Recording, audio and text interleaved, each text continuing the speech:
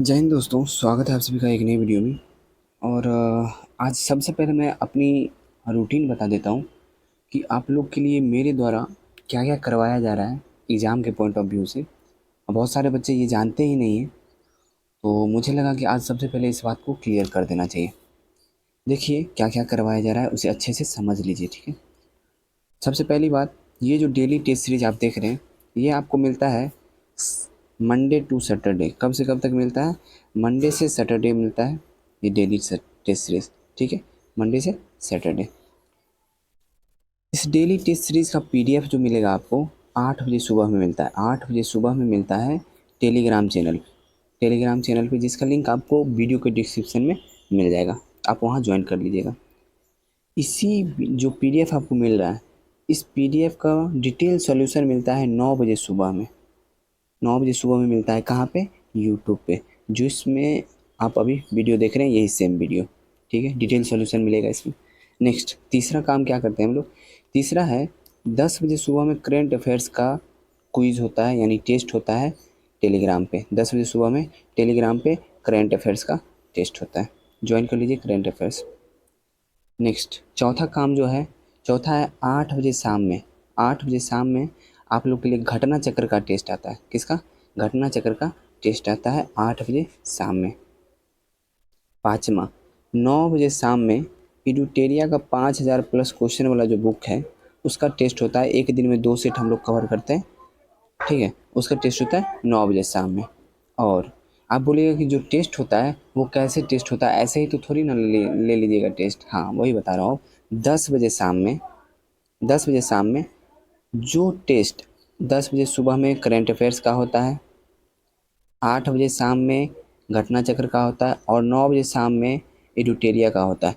उसका पीडीएफ आपको 10 बजे रात में मिलती है। 10 बजे रात में आपको पीडीएफ मिल जाएगी और अगले दिन उसका टेस्ट होगा। मतलब एक दिन आपके पास समय रहता है लगभग पढ़ने के लिए, तो उसे आप पढ़ के आइएगा, फिर आप उसका टेस्ट दे सकते हैं। तो इतनी चीज़ अभी वर्तमान में कराई जा रही है। और मैंने आपको बताया कि डेली टेस्ट सीरीज़ जो है वो मंडे टू सैटरडे चलता है, तो फिर संडे को क्या चलता है? तो संडे को मास्टर वीडियो आता है। जो बुक आप लोग प्रेफ़र करते हैं कि इसके बारे में बता दीजिए, ये बुक बता दीजिए या फिर इसका वीडियो बना दीजिए, वो बुक बना दीजिए। जैसे इस बार जो है बताया गया है कि करंट अफेयर्स का वीडियो हम लोग को चाहिए। एसपीडी का जो करंट अफेयर्स है जिसमें 800 या 900 क्वेश्चन है ऑब्जेक्टिव, तो उसके बारे में बोला गया है कि उसका वीडियो हम लोग को चाहिए।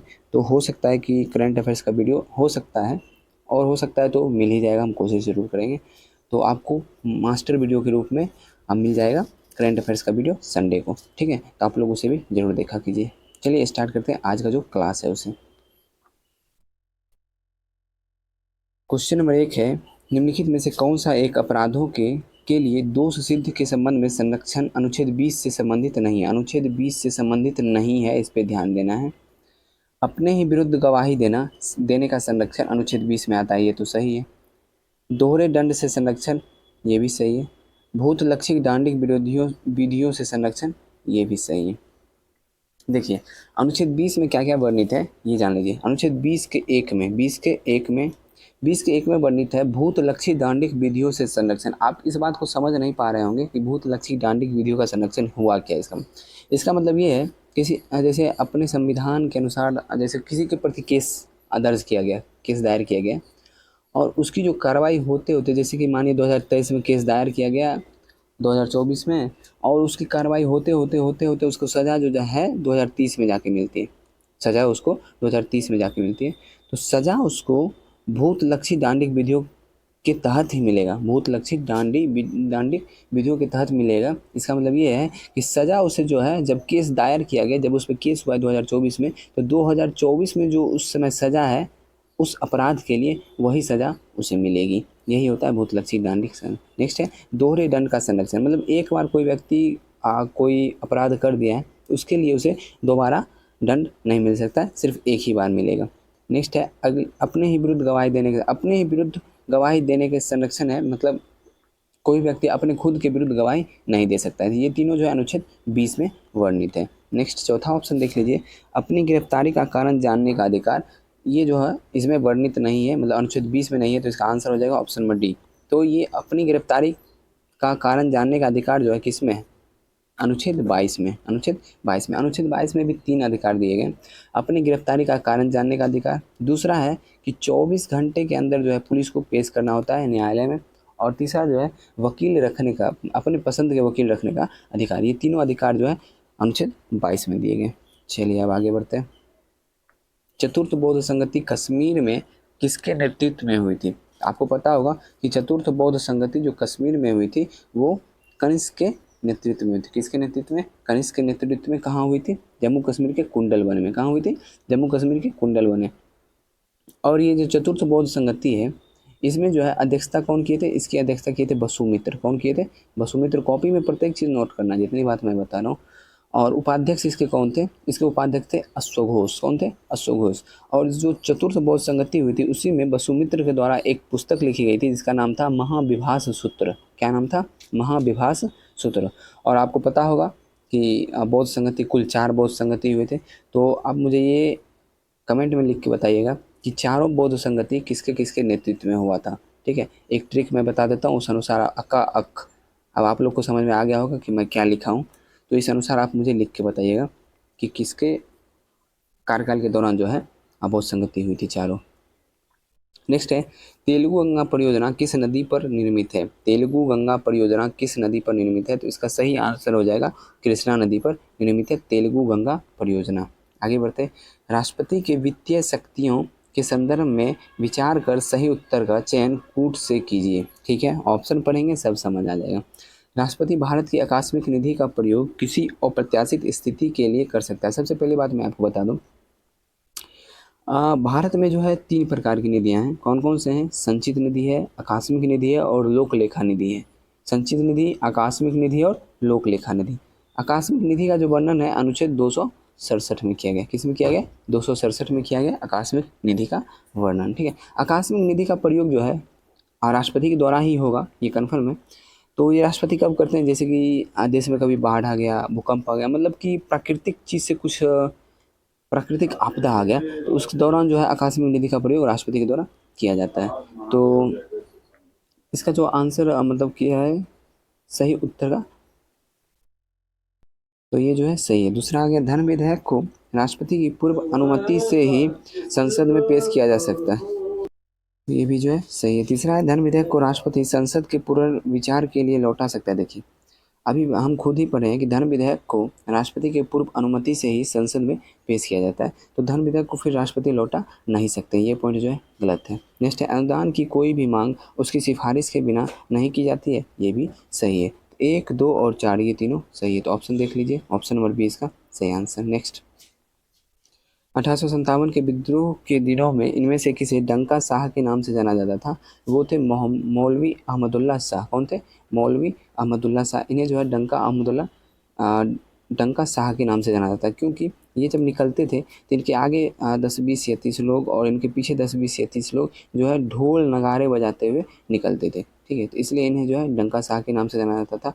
और मैं आपको बता दूं कि 1857 के विद्रोह के दौरान जो है अंग्रेज़ों के कट्टर दुश्मन थे। मौलवी अहमदुल्ला शाह जो थे वो अंग्रेज़ों का कट्टर दुश्मन थे। और ये जो है हिंदू मुस्लिम एकता में सबसे बड़ा योगदान दिए थे 1857 की क्रांति में। ठीक है, और अंग्रेज़ों जो है वो अंग्रेज़ के द्वारा एक घोषणा किया गया था इनके प्रति कि अगर इन्हें कोई मतलब मौलवी अहमदुल्ला शाह को कोई जिंदा या मुर्दा पकड़ के लाता है उसे अंग्रेज़ 50,000 रुपये इनाम देंगे, ऐसा घोषणा किया गया था अंग्रेज़ के द्वारा। और आपको पता ही होगा कि मौलवी अहमदुल्ला शाह जो थे वो फैज़ाबाद से नेतृत्व कर रहे थे, और फैज़ाबाद के विद्रोह को कौन सा अंग्रेज़ दबाया था? वो अंग्रेज़ का नाम है कैंपबेल। किसने दबाया था? कैंपबेल जो है फैज़ाबाद के विद्रोह को दबा दिया था। इसका आंसर तो पता ही चलेगा, ऑप्शन नंबर बी। आगे बढ़ते हैं। आधुनिक भारत में पहली रेशम मिल की स्थापना ईस्ट इंडिया कंपनी द्वारा कब और कहाँ की गई? तो पहली रेशम मिल की स्थापना जो 1832 हावड़ा में किया गया था। कहाँ किया गया था? 1832 हावड़ा में किया गया था। इसलिए अब चलिए, हाँ, तो 1854 मुंबई में, 1854 मुंबई में क्या किया गया था? कावस जी डावर के द्वारा जो है पहली सूती वस्त्र उद्योग की स्थापना की गई थी। पहली सूती वस्त्र उद्योग की स्थापना 1854 मुंबई में कावस जी डावर के द्वारा किया गया था। फिर एक बात और जान लीजिए, 1855 में जो है रिसरा में जो है प्रथम जूट मिल उद्योग की स्थापना की गई थी। प्रथम जूट मिल उद्योग की स्थापना 1855 में किया गया था। और 1876 कानपुर में जो है प्रथम ऊनी वस्त्र उद्योग की स्थापना की गई थी। 1876 कानपुर में प्रथम ऊनी वस्त्र उद्योग की स्थापना की गई थी। और द्वितीय ऊनी वस्त्र उद्योग की स्थापना पूछा जाए 1881 घारीवाल पंजाब में। आगे बढ़ते हैं। विचार कीजिए, प्रोटेम स्पीकर की नियुक्ति राष्ट्रपति द्वारा की जाती है, जो सामान्यतः लोकसभा का सबसे वरिष्ठतम सदस्य होता है। सबसे पहली बात आप जान लीजिए, प्रोटेम स्पीकर का हिंदी मीनिंग क्या होता है, फिर आपको सब कुछ समझ आ जाएगा। तो प्रोटेम स्पीकर का हिंदी मीनिंग होता है अस्थायी अध्यक्ष। अस्थायी अध्यक्ष मतलब ये अस्थायी अध्यक्ष नहीं है, अस्थायी अध्यक्ष है। ठीक है, अब आपके बात आपको सारी बात समझ में आ गया हो। देखिए, जब प्रोटेम स्पीकर कब चुना जाता है, तब चुना जाता है जब लोकसभा का चुनाव नया होता है, नया लोकसभा का चुनाव होता है, उस समय प्रोटेम स्पीकर चुना जाता है। और प्रोटेम स्पीकर जो है उन्हें चुना जाता है जो सबसे वरिष्ठतम सदस्य होते हैं। वरिष्ठतम सदस्य का मतलब ये नहीं है कि उनका उम्र सबसे ज़्यादा है। वरिष्ठतम सदस्य का मतलब ये है कि कौन सबसे ज़्यादा बार संसद चुने जा चुके हैं, तो उन्हें वरिष्ठ माना जाता है उसमें, तो उन्हें चुना जाता है। और वो जो है लोकसभा में जितने भी सदस्य होते हैं उन्हें शपथ दिलाते हैं। फिर लोकसभा के सदस्य द्वारा एक लोकसभा अध्यक्ष और एक लोकसभा उपाध्यक्ष की चुनाव होती है। फिर प्रोटेम स्पीकर का पद जो है वो ख़त्म हो जाता है। ठीक है, और लोकसभा के जो अध्यक्ष होते हैं वो लोकसभा अध्यक्ष के रूप में शपथ नहीं ग्रहण करते हैं, बल्कि वो लोकसभा सदस्य के रूप में ही शपथ ग्रहण करते हैं। ये पॉइंट तो सही है। दूसरा पॉइंट पढ़िए, प्रोटेम स्पीकर नवनिर्वाचित सदस्यों एवं लोकसभा अध्यक्ष प्रोटेम स्पीकर नवनिर्वाचित सदस्य एवं लोकसभा अध्यक्ष को शपथ ग्रहण करवाते हैं। देखिए, लोकसभा अध्यक्ष जो है वो शपथ लेते ही नहीं है, ये तो लोकसभा के सदस्य के तहत ही शपथ लेते हैं। इसलिए अगर यहाँ तक सिर्फ रहता है प्रोटेम स्पीकर नवनिर्वाचित सदस्य को शपथ दिलाते हैं वो सही होता है, लेकिन लोकसभा अध्यक्ष ऐड हो गया, इसका मतलब ये पॉइंट जो है ये गलत हो गया, तो केवल एक इसमें सही है। निम्नलिखित में से किस युद्ध के दौरान फौज के ठिकान सरहद की रक्षा करने और धावा आरंभ करने के लिए सामरिक स्थान के रूप में प्रयोग करने के लिए एक पहाड़ी यानी हिल स्टेशन के रूप में शिमला में स्थापित की गई थी? तो इस क्वेश्चन का आंसर आप लोग नहीं जानते हैं, मैं कंफर्म जानता हूँ, लेकिन आप लोग को थोड़ा सा अपना दिमाग भी लगाना है प्रत्येक क्वेश्चन के हिसाब से। ठीक है, फर्स्ट देखिए, एंग्लो मराठा युद्ध इसके ऑप्शन में है। तो एंग्लो मराठा युद्ध और शिमला कहाँ पड़ता है आपको पता है ना, हिमाचल प्रदेश में। और एंग्लो मराठा युद्ध कहाँ हुआ था, ये महाराष्ट्र के आसपास हुआ था। तो शिमला और महाराष्ट्र, जब महाराष्ट्र में युद्ध होगा तो कोई शिमला में क्यों अपना हिल स्टेशन तैयार करवाएगा, तो ये तो नहीं होगा। एंग्लो बर्मा युद्ध किधर पड़ता है, इधर नॉर्थ ईस्ट के साइड, तो नॉर्थ ईस्ट में इधर होगा युद्ध, और इधर शिमला में क्यों कोई हिल स्टेशन बनाएगा, ये भी गलत है। एंग्लो अफगान युद्ध आपको पता है पाकिस्तान से भी ऊपर में पड़ता है, तो एंग्लो अफगान में युद्ध होगा, और यहाँ पे शिमला में क्यों कोई अपना हिल स्टेशन बनाएगा। और एंग्लो गोरखा युद्ध जो कि नेपाल में पड़ता है, तो नेपाल के पास में ही आप देखिएगा मानचित्र में, तो आपको दिखेगा शिमला पड़ता है। तो इसका आंसर हो जाएगा ऑप्शन नंबर से। अगर आप थोड़ा सा दिमाग लगा के काम कीजिएगा तो आंसर पता चलेगा। नेक्स्ट है, निम्नलिखित में से सही युग्म का चयन करें। सही युग्म का चयन करना है। ठीक है, सबसे पहला है भारत का सर्वाधिक लिंगानुपात वाला जिला। अच्छा, जिला इसमें चयन करना है, इस पर ध्यान रखना है, राज्य नहीं है, इसमें जिला चयन करना है, इस पर ध्यान रखना है। निम्नलिखित में से सही युग्म चयन करना है, और भारत का सर्वाधिक लिंगानुपात वाला जिला कौन सा है। तो मैं आपको बता दूं कि भारत में सर्वाधिक लिंगानुपात वाला जिला कौन सा है, ये गलत दिया हुआ है, ये नहीं हुआ।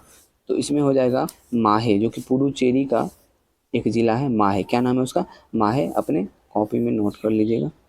इसमें जो है लिंगानुपात 1176 महिला प्रति 1000 पुरुष पे है। 1176 महिला जो है वो प्रति 1000 पुरुष पे है। इसका आंसर हो गया माहे। आगे देखते हैं अब, भारत का सबसे साक्षर जिला कौन सा है। तो सबसे साक्षर जिला आपका हो जाएगा शेरछिप। क्या हो जाएगा, शेरछिप, जो मिजोरम में है। शेरछिप कहाँ है, मिजोरम में। इसमें 98.76% जो है व्यक्ति वो साक्षर हैं। 98.76% व्यक्ति जो है शेरछिप जिले में साक्षर हैं। तो ये भी गलत हो गया, सही चुनना है इसमें से। आगे है, भारत का न्यूनतम आबादी वाला क्षेत्र दिबांग घाटी अरुणाचल प्रदेश है। यही सही है, भारत का न्यूनतम आबादी वाला क्षेत्र जो है दिबांग घाटी अरुणाचल प्रदेश। अगर पूरा अरुणाचल प्रदेश को देखा जाए तो 17 व्यक्ति जो है प्रति 1 किलोमीटर पे, 17 व्यक्ति प्रति 1 किलोमीटर पे। लेकिन दिबांग घाटी जिला को देखा जाए तो 1 व्यक्ति प्रति 1 किलोमीटर है, 1 व्यक्ति प्रति 1 किलोमीटर, मतलब न्यूनतम आबादी जो है वो दिबांग घाटी में। नेक्स्ट है, भारत का न्यूनतम साक्षर जिला। ये भी गलत है। तो भारत का न्यूनतम साक्षर जिला जो हो जाएगा अलीराजपुर। क्या हो जाएगा, अलीराजपुर, जो MP में पड़ता है, यानी मध्य प्रदेश में पड़ता है। इसमें 32% लोग मात्र जो है वो साक्षर हैं। आगे बढ़ते हैं। निम्नलिखित युग्मों पर विचार कीजिए। करते हैं। तारांकित प्रश्न ऐसे प्रश्नों का उत्तर मंत्री द्वारा लिखित रूप में दिया जाता है, गलत है। तारांकित प्रश्न का उत्तर जो है मंत्री द्वारा मौखिक रूप में दिया जाता है, और तारांकित प्रश्न पे जो है वो पूरक प्रश्न भी पूछे जा सकते हैं, तो ये गलत हो गया, इसमें सही चुनना है। और तारांकित प्रश्न ऐसे प्रश्न का उत्तर मंत्री द्वारा मौखिक नहीं, और तारांकित प्रश्न का उत्तर जो है लिखित दिया जाता है।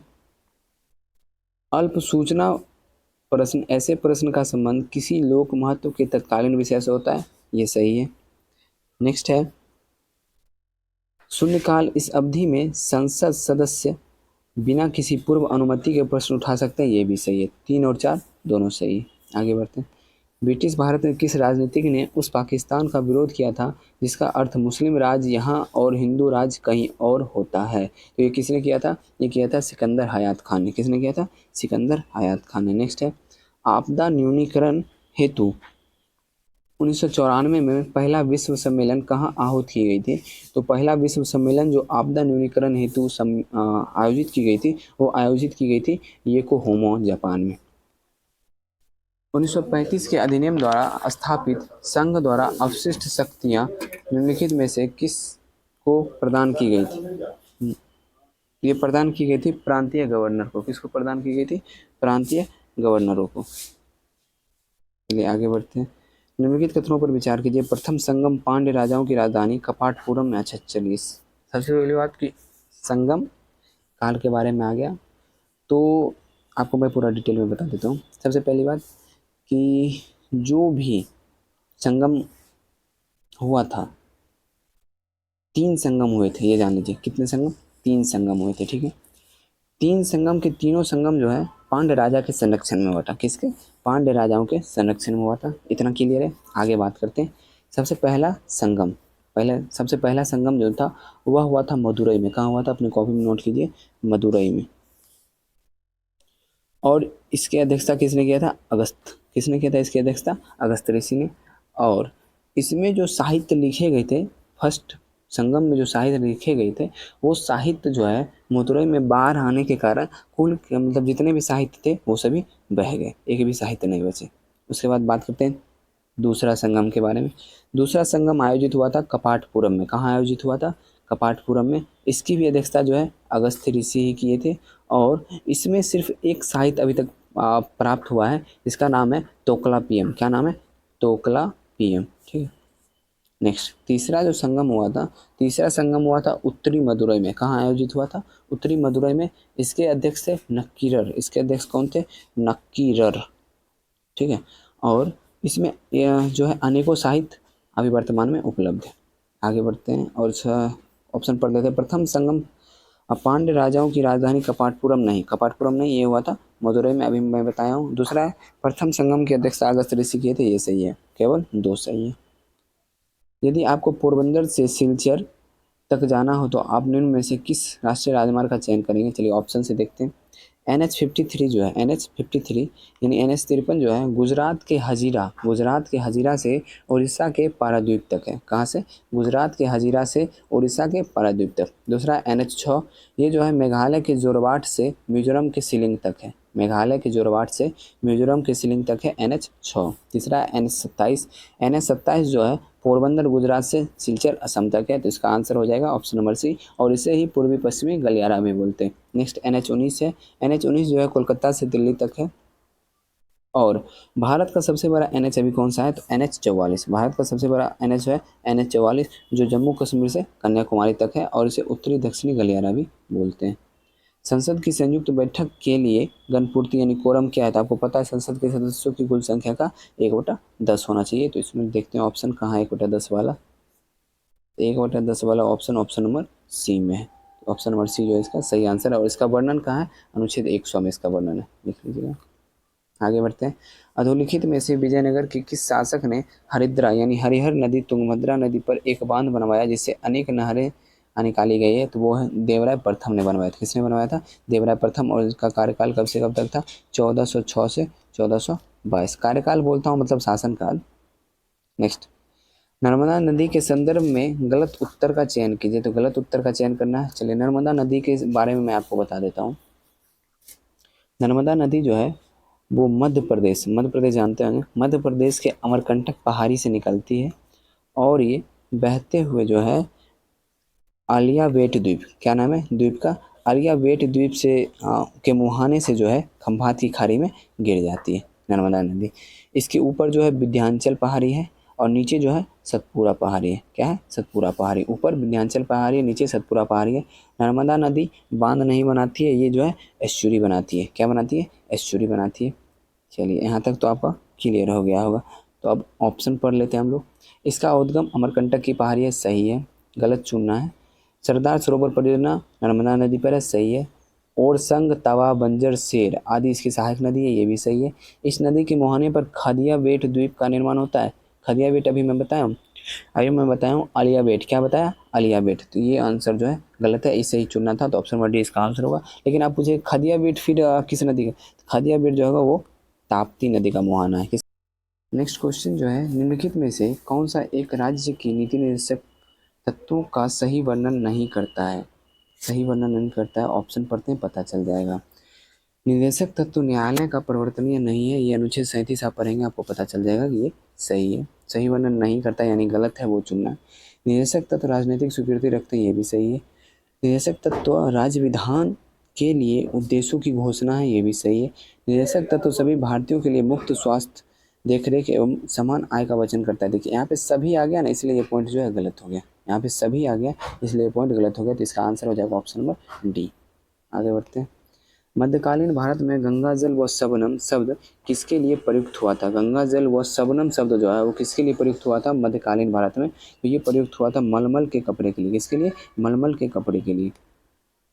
अधोलिखित में से भारत के उन राज्यों की पहचान करें जो कम से कम 2 राज्यों के साथ अंतर्राष्ट्रीय सीमा साझा करती है। ये क्वेश्चन मैं आप लोग के लिए छोड़ रहा हूँ।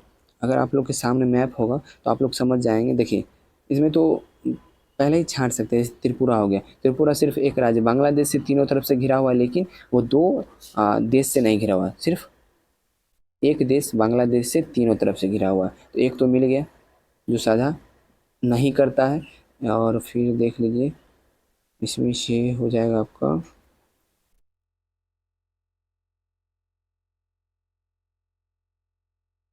ये मणिपुर। मणिपुर जो है सिर्फ म्यांमार से, किससे? म्यांमार से सीमा साझा करता है, लेकिन अन्य कोई देश से साझा नहीं करता। उत्तराखंड साझा करेगा इधर जाके, नेपाल से भी कर लेगा और फिर उधर चीन से भी कर लेगा, असम भी इधर कर लेगा, मिजोरम भी कर लेता है। तो इसका आंसर 1, 2, 3 और 6 होगा। तो मैं ही बता दिया हूँ, क्या आप लोग बताइएगा? लेकिन मैप में आप लोग एक बार देख लीजिएगा, क्लियर हो जाएगा।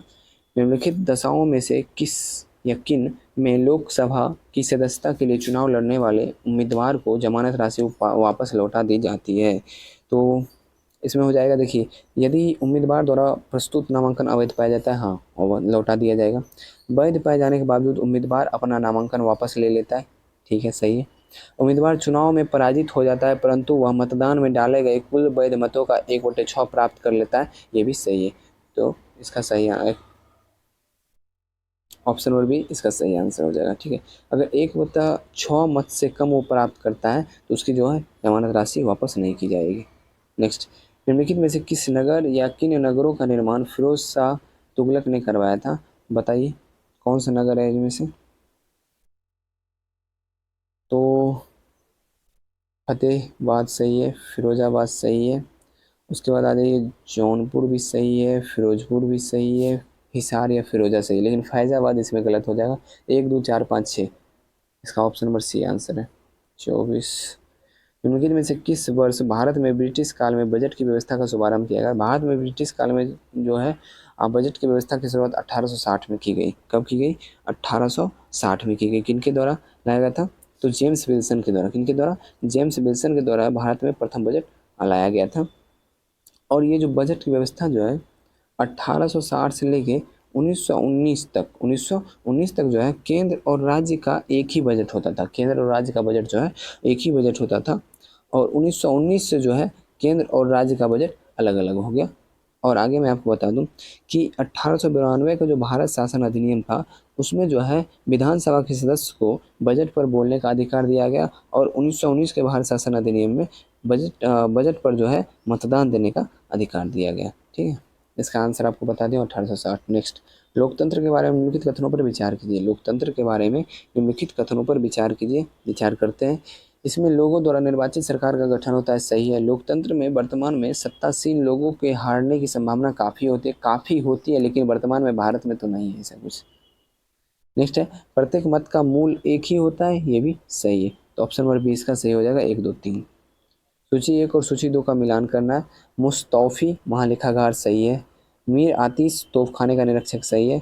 मीर एवर वन अधीक्षक सही है। नाजीर ए बहुतात शाही कारखानों के वित्तीय आय व्यय का लेखा जोखा, ये भी सही है। 1, 2, 3, 4। निम्नलिखित उच्चावच आकृतियों का ध्यान दीजिए और इसमें जो है पश्चिम से पूरब की ओर सजाना है। महादेव जो है ये आपको हो जाएगा कहाँ, एमपी में पड़ता है महादेव पर्वत श्रृंखला। मैकाल पर्वत श्रृंखला भी पड़ता है एमपी में। फिर आ गया छोटा नागपुर, ये पड़ जाएगा आपका झारखंड में। और खांसी आपको पता ही है नॉर्थ ईस्ट में पड़ता है। तो आप कैसे बोला गया, पश्चिम से पूरब, यानी इधर से इधर में आ जाएगा। सबसे पहले महादेव आ जाएगा, उसके बाद फिर आ जाएगा मैकाल आ जाएगा, फिर छोटा नागपुर पठार, फिर लास्ट में खांसी। 1, 2, 3, 4 इसका भी आंसर हो जाएगा। आगे बढ़ते हैं।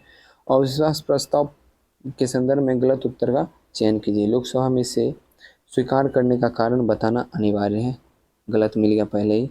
इसे विपक्ष के किसी सदस्य द्वारा लाया जा सकता है, सही है। इस प्रस्ताव के लिए लोकसभा के कम से कम 50 सदस्य का समर्थन जरूरी है, सही है। इसे केवल लोकसभा में लाया जाता है, ये भी सही है। केवल एक गलत। उत्तरकालीन मुगल काल के सैयद बंधुओं के बारे में निम्नलिखित में से कौन सा कथन सत्य है? तो कौन सा कथन सत्य है बताओ, कौन सा कथन सत्य नहीं है पूछा जा रहा है। चलिए, उन्होंने राजा साहू के साथ एक समझौता किया, ये सही है। उन्होंने सहिष्णुता की धार्मिक नीति अपनाई, ये भी सही है। उन्होंने प्रशासन शक्ति की नियंत्रित किया, ये भी सही है। वे जहांदार शाह को सत्ता में लाए, ये गलत है। तो जहांदार शाह को सत्ता में कौन लाया था? लाए थे जुल्फिकार खां। कौन लाए थे? जुल्फिकार खां। अधोलिखित में से कौन सा एक पॉलिनेशिया द्वीप का समूह भाग नहीं है? पॉलिनेशिया द्वीप का समूह भाग नहीं है, ये हो जाएगा तीनियन। क्या है? तीनियन। नेक्स्ट है, विचार कीजिए। ठीक है, विचार करते हैं। इस समिति का अध्यक्ष सत्ताधारी दल का होता है, ठीक है। इसे अस्थायी मितव्ययिता समिति भी कहा जाता है, ये भी सही है। स्वतंत्रता के पश्चात गठित यह पहली समिति है, ये भी सही है। और यह सबसे बड़ी अस्थायी समिति है, ये भी। चलिए आगे पढ़ते हैं, कौन सी समिति के बारे में ऐसा कहा जा सकता है। देखिए, इसमें जो प्राक्कलन समिति है इसके बारे में ऐसा बोला जा सकता है, क्योंकि प्राक्कलन समिति जो है वो 1950 में स्थापित की गई है। इसमें कुल 30 सदस्य होते हैं सबसे, और इसमें कुल 30 सदस्य, और 30 के 30 सदस्य जो हैं वो लोकसभा के होते हैं, और इसके अध्यक्ष जो होते हैं वो सत्ता पक्ष के होते हैं। अब बात कर लेते हैं हम लोग लोक लेखा समिति के बारे में। तो लोक लेखा समिति की स्थापना 1921 में की गई है, ठीक है। इसमें कुल 22 सदस्य होते हैं। 15 सदस्य होते हैं लोकसभा के, 7 सदस्य होते हैं राज्यसभा के, और विपक्षी दल के एक नेता जो है इसके अध्यक्ष होते हैं। अब बात करते हैं लोक उपक्रम समिति के बारे में। लोक उपक्रम समिति की स्थापना 1964 में किया गया। इसमें भी कुल 22 सदस्य होते हैं। 15 लोकसभा के, 7 राज्यसभा के होते हैं, और इसके जो अध्यक्ष होते हैं वो सत्ता पक्ष के नेता ही इसके अध्यक्ष होते हैं। आगे बढ़ते हैं। 1939 ईस्वी में निम्न में से किसे all India state people conference का अध्यक्ष चुना गया? तो ये चुना गया था किसे? जवाहरलाल नेहरू को। गोरम घाट दर्रा भाग है किसका? तो गोरम घाट दर्रा भाग है अरावली का। नेक्स्ट है, राष्ट्रीय आयोग 2000 से 2002 ईस्वी जिसके अध्यक्ष MN वेंकट चलैया थे, किस विषय से संबंधित हैं? तो किस विषय से संबंधित हैं? संविधान के कामकाज की समीक्षा से संबंधित हैं। भारत में स्वराज पार्टी की स्थापना निम्नलिखित में से किन कारणों से की गई थी? तो भारत में जो है स्वराज पार्टी की स्थापना किन कारणों से की गई थी? तो ये कारण था गांधी जी द्वारा असहयोग आंदोलन वापस लेना, सही है। काउंसिल में प्रवेश कर अंग्रेजों को मनमाने ढंग से कार्य करने देने हेतु, ठीक है, कार्य ना करने देने हेतु, ठीक है, मतलब रोकने हेतु, ठीक है। तो 1 और 2 सही है। तीसरा जो इसका गलत है आप पढ़ लीजिए। आगे बढ़ते हैं हम लोग। भारतीय जंगली गधा घुरखर अभ्यारण्य अवस्थित है कहाँ? तो ये अवस्थित है कक्षकेरन, गुजरात में। राष्ट्रीय बाल अधिकार संरक्षण आयोग कब स्थापित किया गया? देखिए, 2005 के अधिनियम में ये जो पारित हो गया था, लेकिन 2007 में इसे स्थापित किया गया। तो इस अनुसार इसका आंसर 2007 होगा। एनी बेसेंट के संदर्भ में निम्नलिखित कथनों पर विचार किया। एनी बेसेंट ने होम रूल लीग आंदोलन चलाया था, ये तो सही है। 1917 ईस्वी में इन्होंने कलकत्ता के कांग्रेस के अधिवेशन की अध्यक्षता की, ये भी सही है। एनी बेसेंट ने थियोसॉफिकल सोसाइटी की स्थापना किया, ये गलत है। थियोसॉफिकल सोसाइटी की स्थापना किसके द्वारा किया गया था? मैडम ब्लावत्स्की एवं कर्नल अल्कॉट के द्वारा। इसका आंसर 1 और 2 सही है। आगे बढ़ते हैं। अधोलिखित में से कौन अक्षेत्रीय मृदा के उदाहरण है? तो जलोढ़ मृदा जो है अक्षेत्रीय मृदा का उदाहरण। नेक्स्ट, खंड और जिला पंचायत की सीमा में परिवर्तन की अधिसूचना कौन जारी करता है? तो इसकी जो परिवर्तन की अधिसूचना जारी करेंगे वो राज्यपाल जारी करेंगे। आगे बढ़ते हैं, क्वेश्चन नंबर 41, निम्नलिखित कथनों पर विचार कीजिए। यूरोपियन ने जिन क्षेत्रों में भारतीय स्रोतों का सबसे ज़्यादा लाभ उठाया उनमें से एक बगान उद्योग भी था, बताइए। ये सही बात है। भारत में लोहा और इस्पात उद्योग की वास्तविक शुरुआत 1870 में, वास्तविक शुरुआत पूछा जा रहा है तो 1870 में नहीं बल्कि 1907 में टिस्को कंपनी के द्वारा किया गया था, ध्यान रखिएगा। ये केवल एक इसमें सही है। ओलेरिकल्चर जैतून की खेती से संबंधित है। निम्नलिखित में से किस अनुसूची के तहत जनजातीय सलाहकार परिषद का गठन किया गया? अनुसूची 5 के तहत। ब्रिटिश काल के संदर्भ में निम्नलिखित कथनों पर विचार कीजिए। हिंदुस्तान के नक्शे तैयार करने का कार्य रॉबर्ट क्लाइव ने जेम्स रेनेल को दिया था, ये सही है। रॉबर्ट क्लाइव भारत का प्रथम गवर्नर जनरल था, बताइए। इसका आंसर आप बताइएगा, ये गलत है, लेकिन भारत का प्रथम गवर्नर जनरल कौन था, कमेंट में बताइए। नेक्स्ट है भारत का अंतिम गवर्नर जनरल लॉर्ड माउंटबेटन, सही। 1 और 3 इसका सही है, ऑप्शन नंबर सी। हदबंदी कानून सर्वप्रथम कहाँ लागू की गई? हदबंदी कानून जो है सर्वप्रथम कहाँ लागू किया गया था?